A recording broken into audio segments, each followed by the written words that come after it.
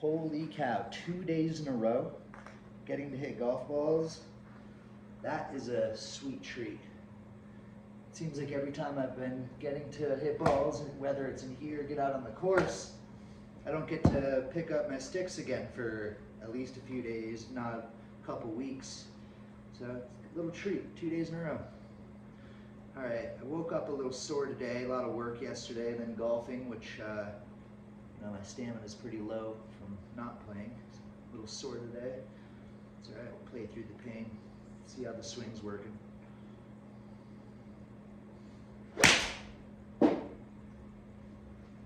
Felt all right. Pretty damn good. Maybe picked it just a hair clean. If anything, I mean, it's not really heely. I'd say it's just like favoring the heel side ever so slightly.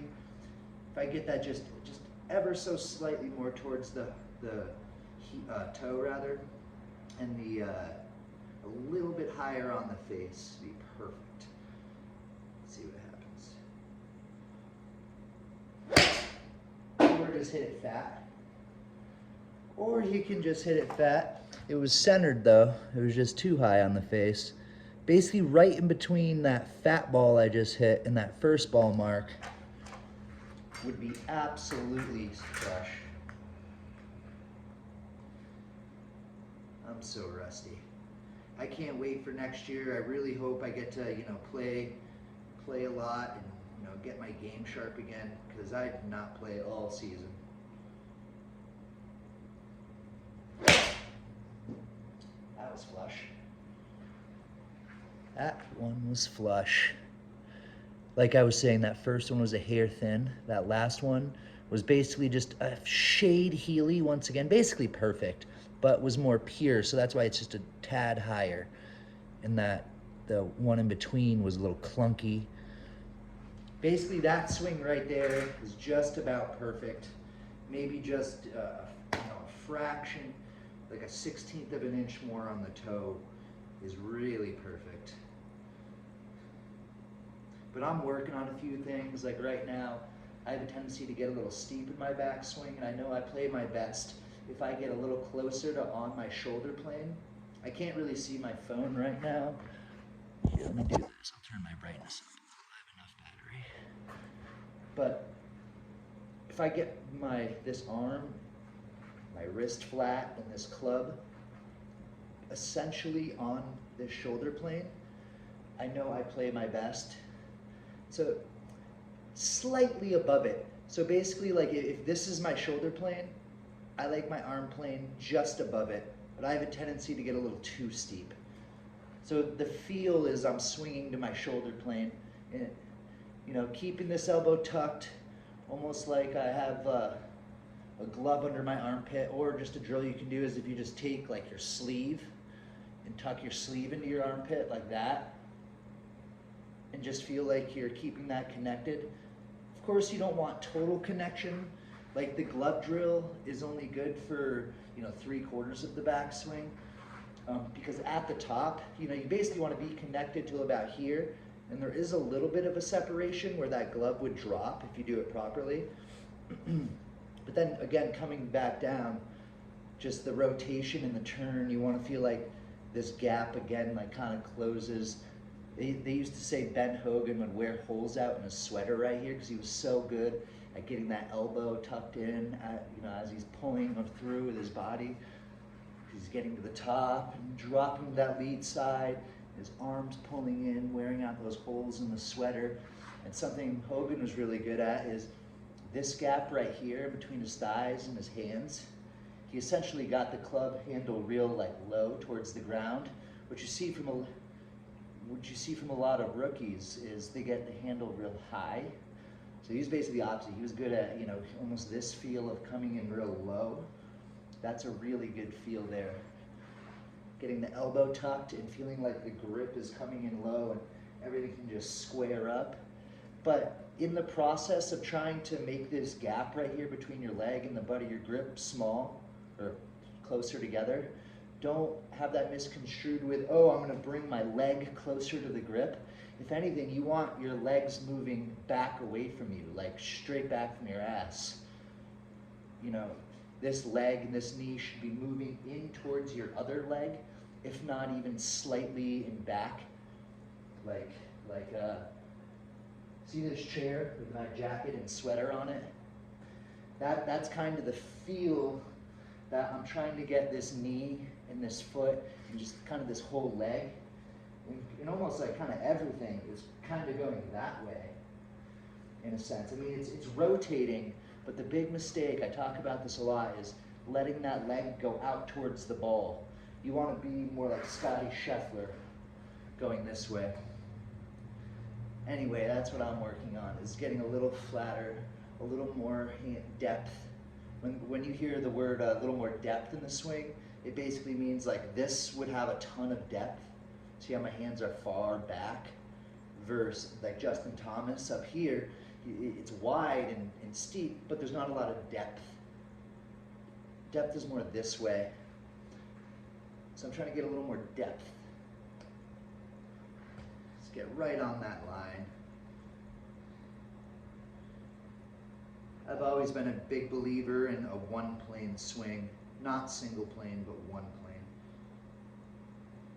plane. Because a single plane, don't get them confused, single plane is like a Mo Norman, where your club and your arms are forming a straight line, ball's a little further from you. A single plane swing could be two plane, meaning you could have a single plane swing but come up steep and drop inside. That's the two plane. My backswing and my downswing plane are different. So when I say one plane, what I mean is basically coming back and down, like a Tiger Woods has always been very much a one plane swing. But then a Ricky Fowler, especially back in the day, or a Jim Furyk, Matthew Wolff is Jim Furyk are real obvious examples, you know, more of a two plane. I've always had a lot more success with one plane, but something that I struggled with when I was younger is I was close, I still tend to come slightly over the top a little bit, but it works, because a lot of times I'll come, like if this is dead perfect square on the backswing, a lot of times I'm here on the backswing. So instead of coming here back and here down, I'm kind of here on the back and here on the down, so it's still on plane. I've never really had a slice problem, or I've always been able to shape the ball both ways and hit the ball straight. It's not over the top in that sense, just I take it kind of like a Ben Hogan or a Sam Snead, just a little more inside and then just back over onto the plane has always been my natural tendency. So a lot of my feels have been very Ricky Fowler, Jim Furyk, where I feel like I'm keeping the club out this way instead of inside, or dead perfect. I feel like I'm keeping the club out here on the takeaway and then work on that kind of move. Staying to the inside.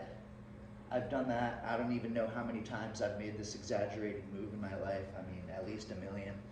I'm not even exaggerating. But a lot of times you need to really exaggerate feels in order to change your reel.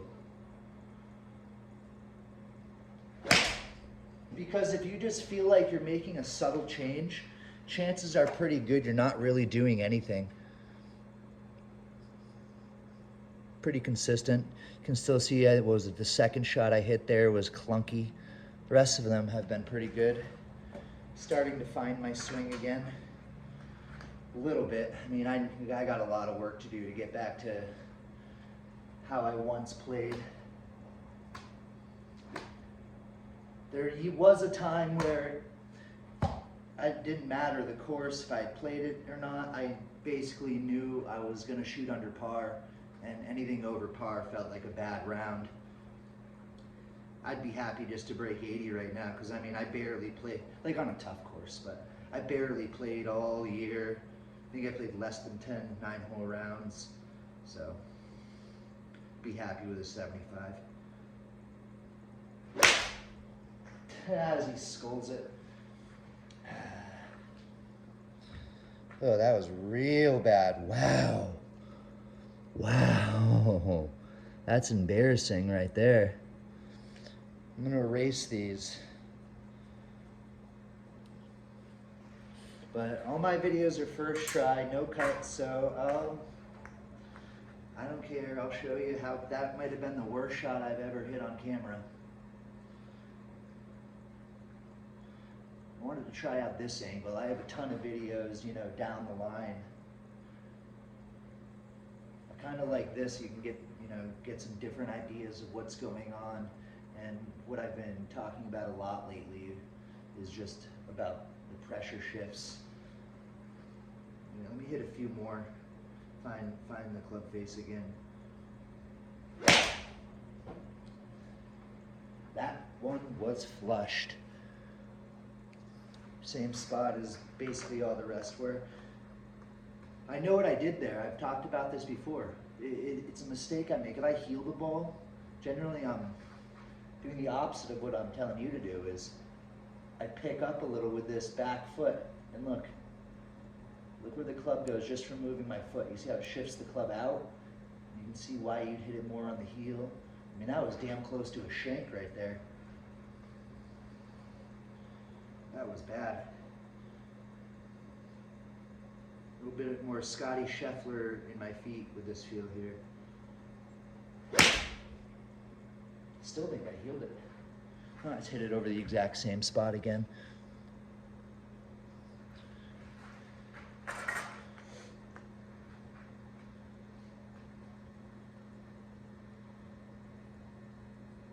Rhythm, it's so important.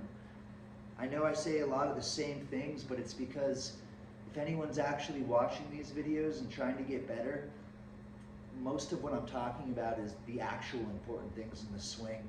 I mean, there's a lot of tiny differences. You know, one teacher might teach you to hinge early off the ball, take your backswing. Other teachers, I'm more of a fan of the passive backswing, as you might know. But I don't push that too hard as if like that's how you have to do it.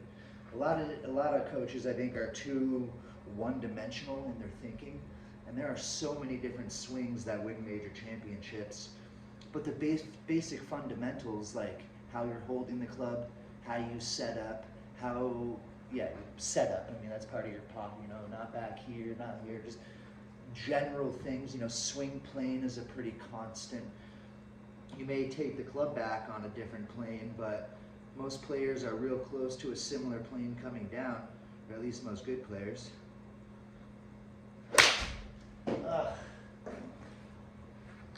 Thinned it again. I'm still real rusty. Hit some more.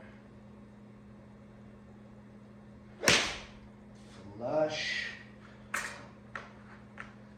I'm sore. I don't know what it is. I feel like I got like hit right here. Those fucked up shoulders I'm talking about.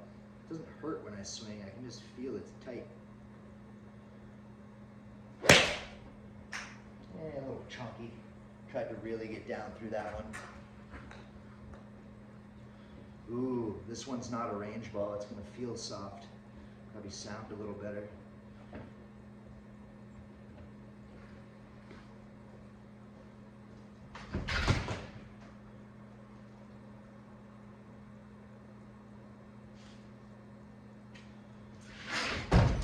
The fuck? Did you hear that? I don't know if that was a raccoon. I thought someone that was walking up aggressively.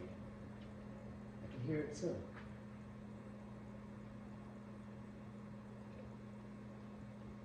There's a fucking raccoon climbing up the side of my building. It sounded like someone was walking with like a little aggression up towards the door. I was like, who the fuck is this?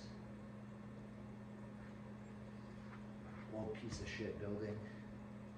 It's infested with squirrels and raccoons.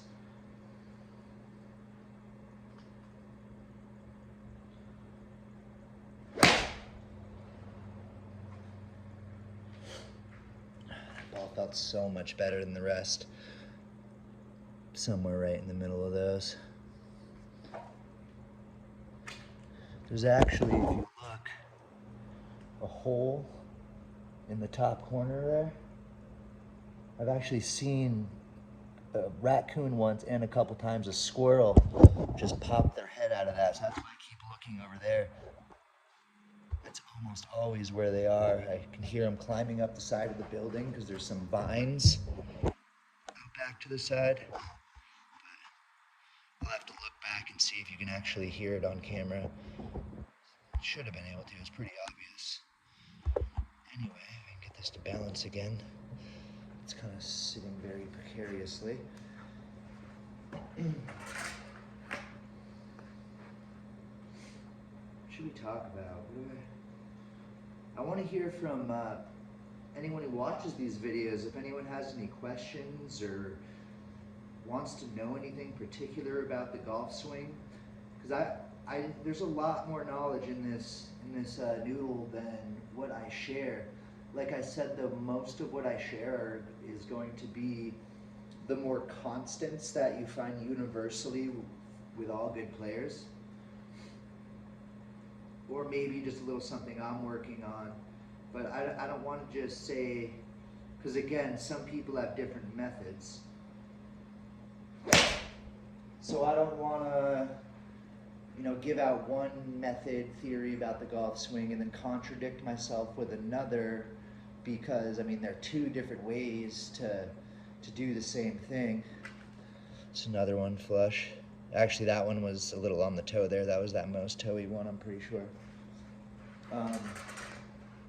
Like the wrist hinge was a great example of like a very David Ledbetter hinge.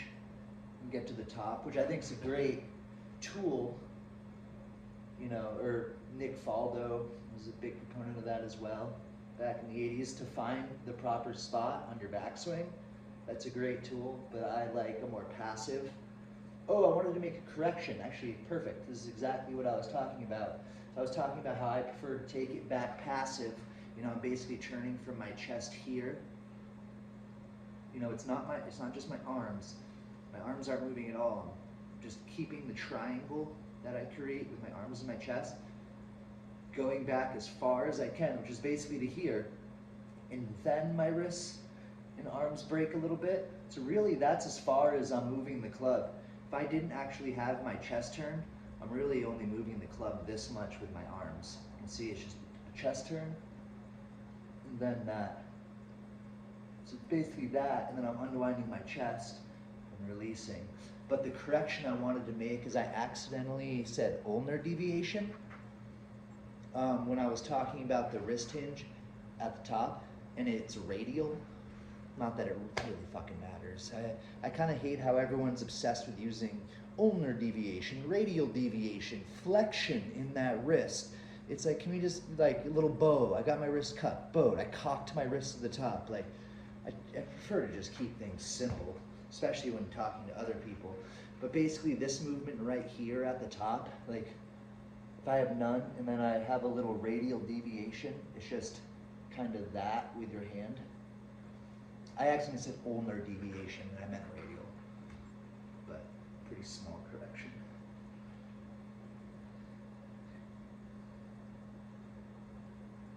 That felt good. That felt real good.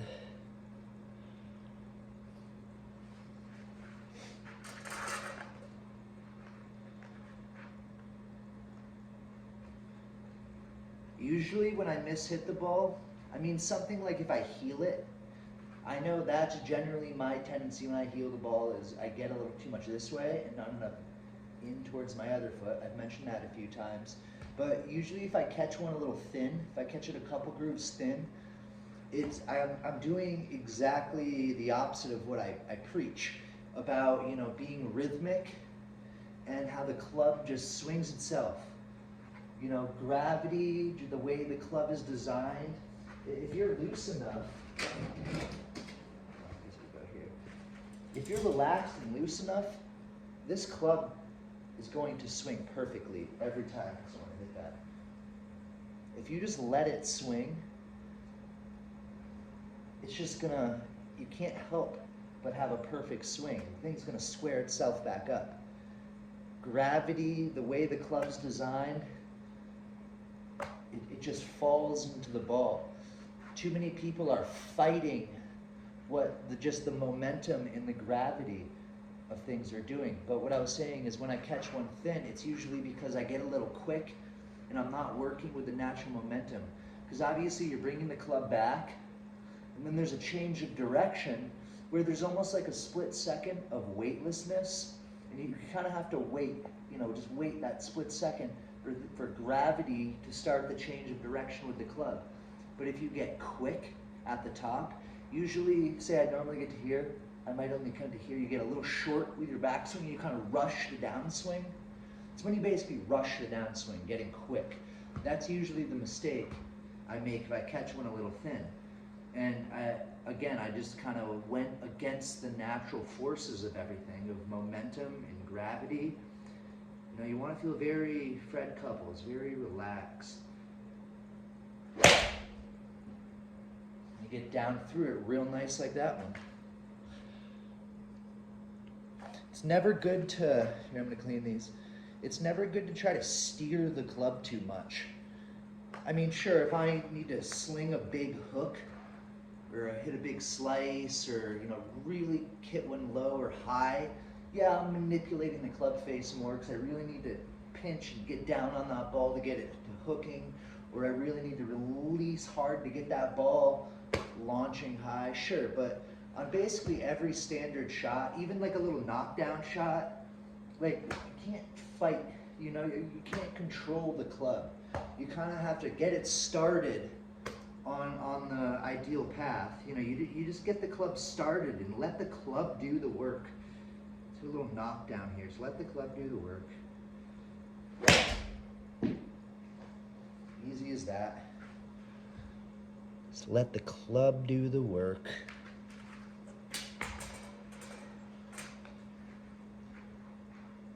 If more rookies just let the club do the work, they'd have such a better time golfing, and they would just hit it so much better.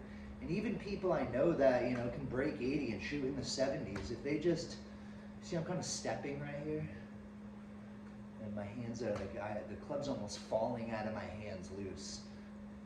That might be just a hair too loose, but you almost can't be too loose short of letting go of the club. It's so important to just be able to feel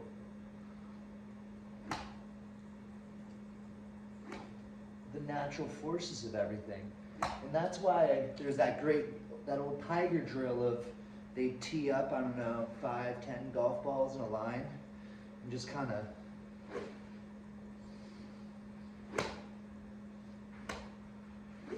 walk down the line rhythmically. You can't do that if you don't have rhythm and you're working against momentum and gravity. It's so important. That's where your speed comes from too. You'll swing faster using those forces than not. It's not, this is just a 9-iron. And I think a big mistake a lot of people make is they waste a lot of their energy not at the ball. Because I can hit, you can swing the club fairly effortlessly and put a lot of speed and power into it. Like I have a 44-degree 9-iron. Some people's pitching wedges, like basically my 9-iron, and I can easily fly this 150, 155, like with not a lot of effort. I can hit it even further, but just having speed basically at the bottom in this little section. Save your arm and your hand speed for the ball. Just kind of get everything started nice and wide. Gravity's, let everything work and let gravity start everything and let momentum build, and then release it onto the ball. A big mistake is a lot of people try too hard and then follow through, and that actually slows the club down. If I'm just pulling this handle, the club's only moving as fast as the handle. But if I can get the club and the handle moving in the beginning and then release, you see how the handle almost stops in a sense, stays still, but then the club fires through? That is so much faster than just pulling everything through together. So you have a lot of potential speed just down at the ball in the release. You don't have to try that hard in the rest of your swing. That was probably 160. That was flushed. It wasn't a range ball, so it won't leave as obvious of a ball mark, but it was right over that one. But that's not too bad, you know, like 150 pounds, less than 6 feet tall, with a 44-degree bladed 9-iron. You know, 155, 160 all day with not a lot of effort, not playing a big hook, just a straight ball flight. And it's all right there, it's just at the bottom. I'm not releasing too early is key. A lot of people are trying to pick the ball up, but you know, saving your power for where I feel like I'm dragging the handle in a sense in the beginning to get some nice shaft lean and compress the ball. But when it's time to actually hit, you know, when I'm basically like right here, that's where all the power is in. Talked about it in the last video how the golf swing is kind of this L to L. Right here. I don't know if I'm exactly doing it. See how that's an L? And that's an L. This L to L, that's where all your arm and hand speed is. Right there. And that's not moving my chest. So all the golf swing is this move here with a chest turn. Doing this, made that L, turn the chest, unturn the chest, back at that L, release to this L, follow through. It's just that L to L. The big mistake is so many people would be like, instead of like just coming to this L and turning, they would be here and then they would turn. And if they actually had a good backswing turn, their club would be very much like John Daly with a collapsed arm. You want to keep this arm pretty straight. And I mentioned it in the other video, I'm not someone who believes this needs to be dead locked out straight. I actually think I like to personally have just a little bit of an elbow bend at the top and then back straightening. I feel like it gives me just a touch of power and more rhythm instead of just very through. I think it just feels more natural and like I get a little bit more power having just a shave, but you don't want that elbow collapsing. I'm out of golf balls. Grab some more.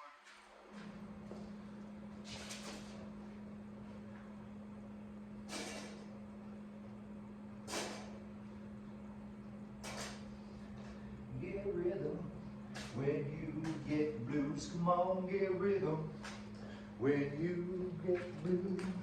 Yeah, it's like Johnny Cash says, get rhythm. All right, what do we want to hit? 7-iron?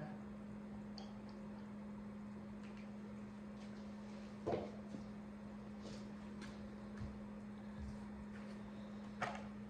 it is. Forgot I took it out already. Ooh, those grips are cold. Tacky though. I think because, I don't even know how many months ago it was, maybe October. Last time I really actually got to play with my clubs outside. I had actually washed my clubs. Oh yeah, I was playing in a scramble with my buddies and I hadn't washed my clubs in a while. And a great tip, your grips, you don't want to get water, for one, you don't want to get water down in here because it'll go down to your club, your shaft, and club basically rusts from the inside out. So I always wash my clubs, you know, my grips with them facing down so water doesn't go in there. Just wanted to say that to start, but dish soap and a wire brush, you know, even the rough side of a sponge. Usually what I'll do is I'll get a sponge real soapy and I'll wash it, you know, I'll rinse it with the hot water, rough side of the sponge, wire brush and rinse. Dry, you know, and then dry them off with a towel and let them completely dry. And it's amazing, it'll make your slippery old grips, you know, feel tacky again. But I think I did that last time I actually played, which was in a scramble. Played with my clubs. I got to play a little bit with somebody else's clubs, which is always weird, especially if your lie angles are different than off the shelf. All right, to the 7-iron.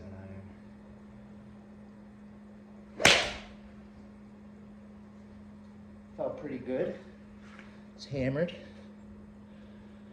And it's right in the middle. I didn't swing too hard at it. It was probably about $165, roughly. I can get my 7 to about $1.80, you know, playing a little bit of a draw and kind of getting after it. But my 7 iron is, let's see, 9 irons 44, 8 irons 40, so I got a 36-degree 7 iron, which is a lot of people's 8 irons or whatever. And a guy like Bryson DeChambeau, I don't get it. People are like, oh, it's because he spins the ball so much, he needs those low lofts. But it's like, yes, but his set, like, forget what's stamped on the bottom of them. He still has a 58-degree wedge, and then a 52-degree wedge, and then a 47-degree wedge, and then a 40-degree. It's just his 52, instead of calling it a gap wedge, he calls it a sand wedge. And then his 47-degree, instead of calling it a pitching wedge, he calls that a gap wedge. And then he has a 40-degree pitching wedge, is what he calls it, which is the same loft as my 8 iron. With, you know, he could have just as easily had the identical set, but actually stamped more accurately what those clubs should have been. Because basically, what he calls his sand wedge should have been a gap wedge. What he calls his gap wedge should have been a pitching wedge. What he calls a pitching wedge should have been a 9 iron. So I don't buy the whole, it's because of he swings so fast and has so much spin. It's like he could have the same exact clubs, but have them more reasonably stamped on the bottom. I think there's a lot of ego of, like, he wants to be the long guy on tour, and I'm not saying he doesn't absolutely hammer the ball, because he does, but it's no wonder he's hitting his pitching wedge, you know, 170 or whatever. It's like, that's an 8 iron with an extra long shaft in it. Anyway, to another 7 iron. Felt good. I might have squirted that a hair out to the right. Right over the last one.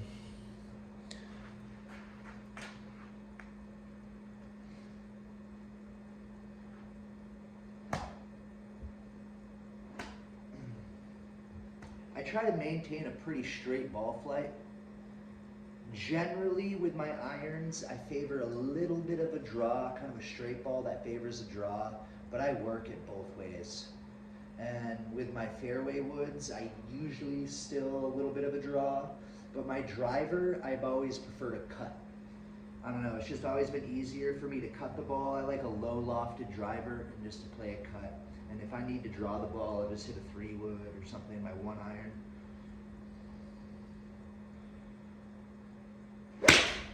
Yeah, chomped it.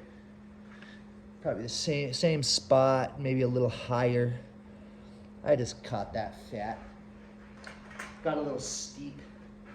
That was something I was working on a few weeks back. Forgot about that. I've been getting a little steep. Oh, I'm getting a phone call. Yeah, I'll have one more, but I gotta run.